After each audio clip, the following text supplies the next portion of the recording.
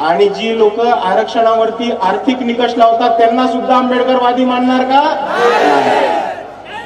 पण भूषण गवईंना जरा सोडून देऊ.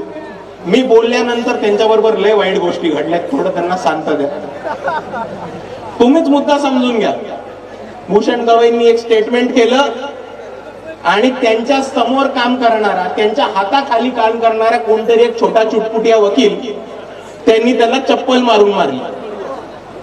आता तुम्ही समजून घ्या की भारत देशाच्या सरन्यायाधीशाला जर कोणी चप्पल फेकून मारलं तर तो ह्या देशाचा अपमान आहे का व्यक्तीचा नाही.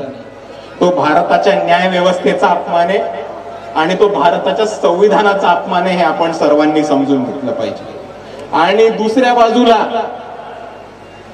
काल आपण बघितलं असेल तर न्यूयॉर्क मध्ये एक टाइम्स स्क्वेअर म्हणून जागा आहे. त्या न्यूयॉर्कच्या टाइम्स स्क्वेअर मध्ये सवर्ण, उच्चवर्णीय, उच्चवर्गीय भारताच्या नागरिकांनी भूषण गवईंच्या विरुद्ध एक मोर्चा काढला. त्या मोर्चामध्ये त्यांच्या फोटोला चप्पल मारण्यात आली. त्या मोर्चामध्ये त्यांचा पुतळा जाळण्यात आला. आणि अजूनही भूषण गवईंची लोक ह्याच्याबद्दल गप्प आहेत. ज्या व्यवस्थेने, ज्या पक्षाने त्यांना सरन्यायाधीश बनवलं ती लोक गप्प आहेत. पण भूषण गवईंची लोक गप्प असली तरी आपल्याला फरक पडत नाही.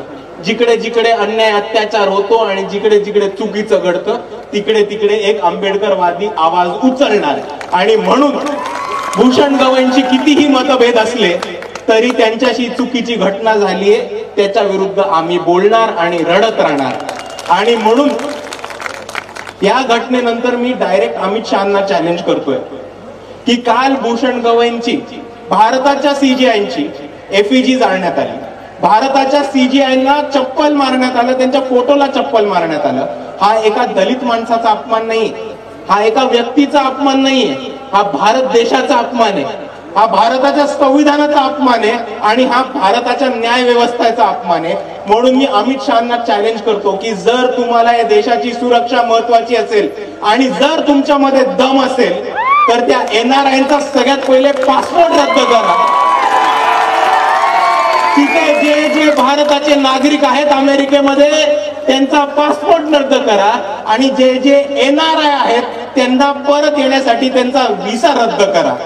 जर तुम्हाला भारताची सुरक्षा आणि भारताची सॉव्हर्निटी ही महत्वाची असेल तर आपले होम मिनिस्टर ह्याच्यावर नक्कीच ऍक्शन घेतील अशी मी त्यांच्याकडनं